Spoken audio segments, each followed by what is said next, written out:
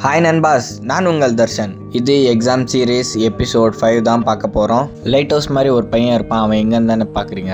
அவன் லேட்டாக வரேன்னு சொன்னான். அதனால நானும் மெயின் ரோடை கிராஸ் பண்ணி போயின்னு இருக்கும்போது தலைவர் வந்தாப்புல.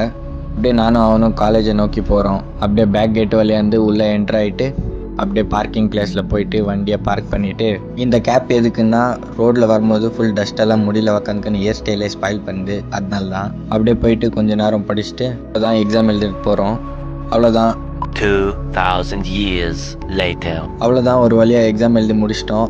அங்கேயே அந்த கேம்பஸில் ஆளை பார்த்தா டம்மி பீஸா இருக்க, பயங்கரமான ஆளா இருக்கேடா. பெர்ஃபார்ம் இருந்துச்சு, அதை பார்த்து நின்றுங்க. அங்கே ஒரு மாடு இருந்துச்சு, ஒரு காலை இருந்துச்சு, அது செம்மையாக இருந்துச்சு.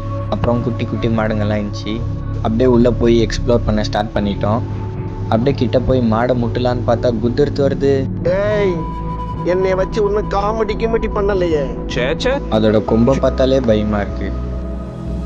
நண்பர்களே, போட்ட நண்பர்களே, என் போனை வீடியோ எடுத்துக்கிறது ஐஃபோன்ல. அவனை தைரியம் இருந்தால் ஐஃபோனை கீழே போட்டு சொல்லுங்க நண்பர்களே.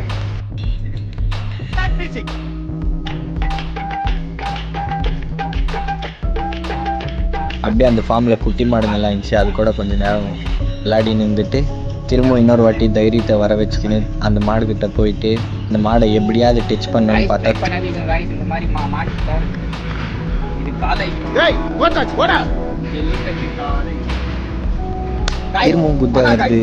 நம்மளால முடியலன்ட்டு நம்ம ஃப்ரெண்டுக்கு ஒரு சேலஞ்ச் கொடுத்தோம். நண்பர்களே, ரெஸ்குல ஒரு சேலஞ்ச் பண்ணிருக்கிறான். அந்த மாட்டை முட்டிட்டான்னா அவனுக்கு 1000 ரூபாய் தரேன்னு சொல்லியிருக்கிறேன். அவன் முட்டுறானா இல்லையான்னு பார்க்கலாம். இந்த மாதிரி நிகழ்ச்சி இதுக்கு முன்னாடி நிறைய நடந்திருக்குது. ஆனால் இதுதான் ஃபர்ஸ்ட் டைம். முன்னாடி இருந்து முட்ட மாட்டேன்றான், பின்னாடி போறான். நண்பர்களே,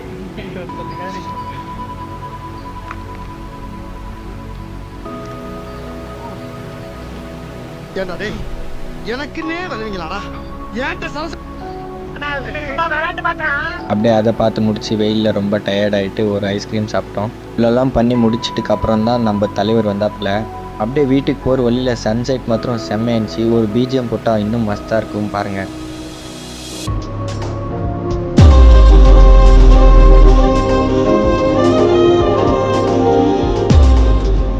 பீமோட கேட்குறதுக்கு நல்லா இருக்குல்ல.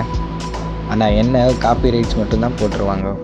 அப்படியே அங்காள் கடைக்கு வந்துட்டு பொங்கலுக்கான டெக்கரேஷன் எல்லாம் பண்ணிவிட்டு வெளியேருந்து கடை எப்படி இருக்குதுன்னு பார்த்துட்டு வீட்டுக்கு போகிறோம். இன்றைக்கான vlog முடிஞ்சு நண்பர்களே, பாய்.